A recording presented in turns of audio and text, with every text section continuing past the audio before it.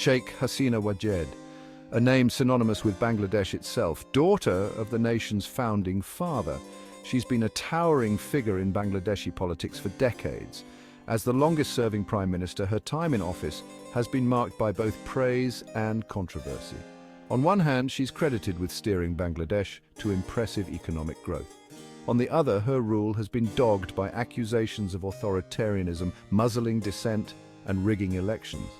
This is the story of how a leader once hailed as a beacon of democracy now faces accusations of extinguishing its flame. Recently, Bangladesh has been rocked by waves of protests, the likes of which haven't been seen in years. These protests, fueled by anger over inequality and a perceived erosion of democratic freedoms, have thrown Hasina's rule into sharp relief. The world watches, wondering if the Iron Lady of Bangladesh has become the very thing she once fought against. There's no denying it. Under Hasina's leadership, Bangladesh's economy boomed. We're talking serious glow-up levels of transformation, poverty rates plummeted, infrastructure projects like bridges and power plants sprang up like mushrooms after the rain. Garment factories churned out clothes for the world, turning Bangladesh into a manufacturing powerhouse.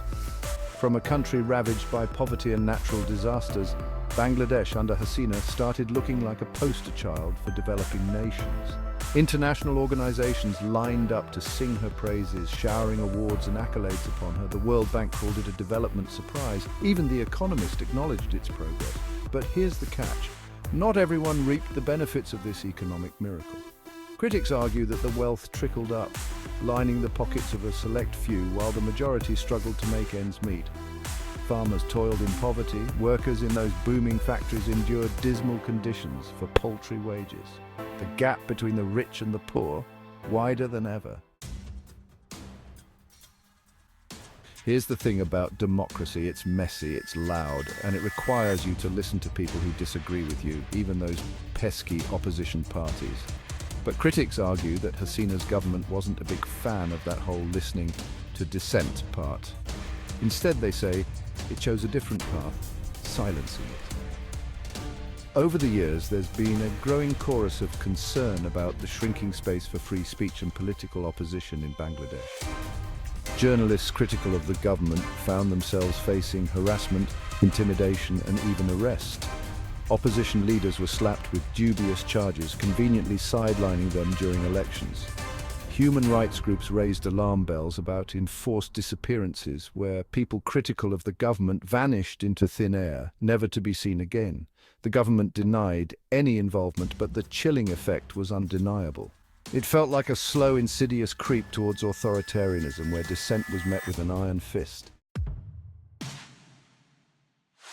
And then came the protests. It all started with a seemingly innocuous policy job quotas in the public sector. But for many young Bangladeshis, particularly students, it was the straw that broke the camel's back. They saw it as yet another example of a system rigged against them, favoring connections over merit. Social media exploded. Hashtags like #NoMoreQuota trended nationwide. Students took to the streets demanding a fairer system. But what began as a protest against a specific policy quickly morphed into something much bigger. A full-blown outcry against what many saw as Hasina's increasingly authoritarian rule. The demands expanded. They wanted an end to corruption, which they saw as endemic in the government. They demanded accountability for the disappearances and the attacks on journalists. They yearned for a Bangladesh where their voices were heard, not silenced. The genie was out of the bottle and it wasn't going back in. Section 5 Generation Z speaks social media as a catalyst for dissent. Now let's talk about the driving force behind these protests, Bangladesh's Gen Z. These digital natives, armed with smartphones and a burning desire for change, used social media to organize, mobilize, and amplify their message like never before. Facebook, Twitter, Instagram, they became virtual megaphones for their discontent. Remember when the government tried to shut down the internet? Classic move, right? Except it backfired spectacularly. These tech-savvy youngsters simply found ways around the blackout, using VPNs and other tools to bypass censorship. They even used dating apps to spread the word about protests. Talk about ingenuity. The world watched in awe as these young Bangladeshis, fearless in the face of potential repercussions, used the tools of the digital age to challenge the status quo. Their message resonated far beyond their borders, inspiring others to stand up and demand a better future. It was a powerful reminder that in the 21st century, the youth will be heard one way or another. Section 6. A world watching international pressure and condemnation. As the protests gained momentum, the international community couldn't ignore the situation in Bangladesh any longer. Human rights organizations sounded the alarm, condemning the government's crackdown on dissent and calling for an end to the violence. The United Nations expressed grave concern over the reports of human rights violations. Western governments, those bastions of democracy, sometimes also chimed in. The United States, usually more concerned with geopolitics than human rights, urged restraint and called for dialogue. The European Union, never one to miss a chance to lecture others on democracy, echoed those sentiments. But here's the thing. Words, even strongly worded ones, only go so far. The international community, with its history of hypocrisy and selective outrage, often seems to have a limited attention span when it comes to human rights abuses, especially in countries far away. Whether these condemnations will translate into concrete action remains to be seen. Section 7. The Queen departs. A resignation under duress. The pressure, both internal and external, continued to mount on Sheikh Hasina's government. The protests showed no signs of abating. The international community, while not exactly threatening sanctions or anything drastic, kept making those uncomfortable noises about human rights and democracy. And then, in a move that shocked many, Sheikh Hasina announced her resignation. Was it a selfless act to prevent further bloodshed or a calculated move to avoid being ousted from power?